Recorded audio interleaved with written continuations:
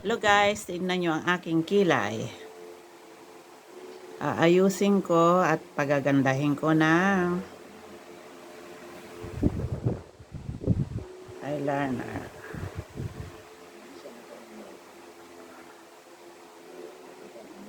Para magkaroon ng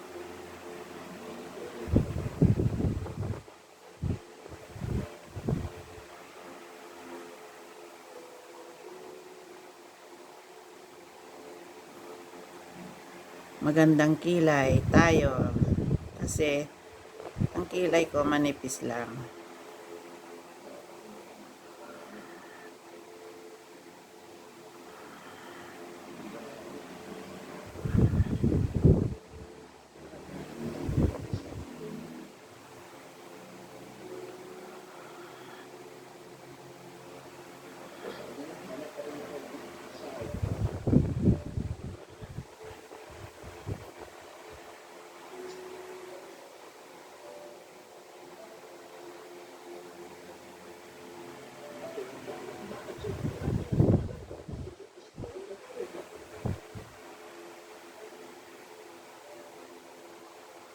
Yan guys, ang aking kilay. Yung natural kilay.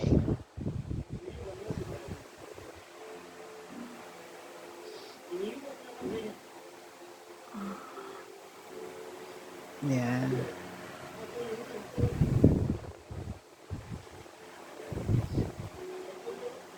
Gumamit kayo ng mga dark brown, light brown. Kabila.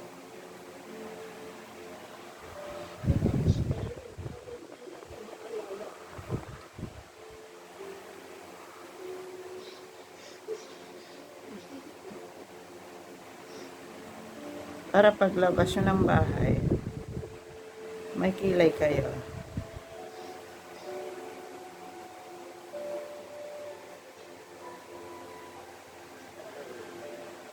Sabi nga nila, kilay is life.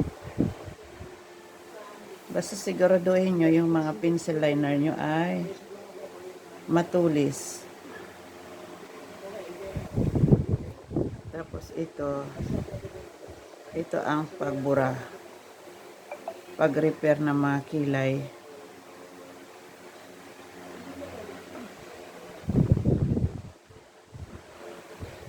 Kilay na exist. Ito. Di ba?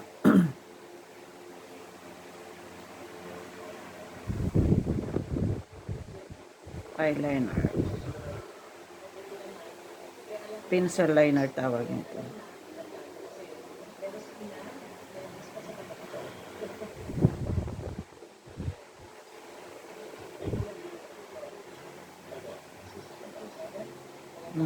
Tapos i-check nyo kung maganda, malinis na. I-correct yung mga mali.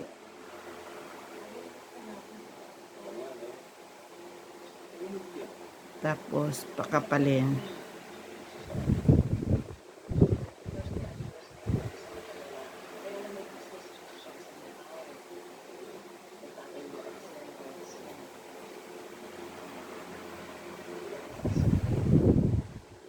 Yan, may kilay na ako. Di ba? Maganda pag maayos naman ang kilay. Tapos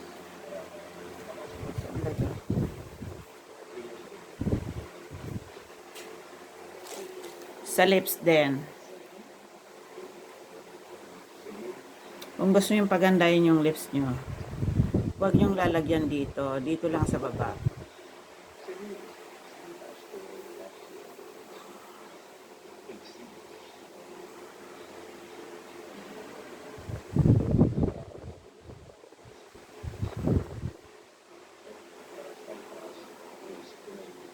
Dito nyo guguhitan sa linya kasi mas maganda yung malapad dito kaysa ito. Kasi para hindi siya magmukhang ganyan. Kaya dito nyo lagyan yung pencil liner. Pencil lip liner. Yan. Kasi kahit na uminom kayo, kumain, hindi mawawala ang red lips nyo.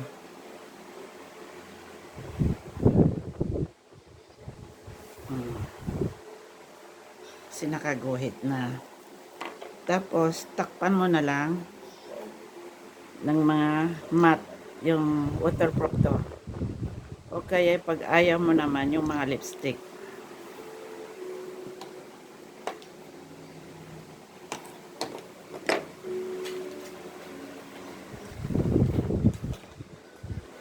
Yung mga lipstick.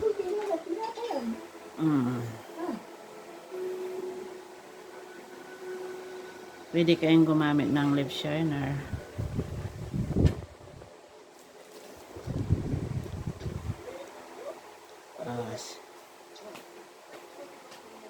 Simple lang.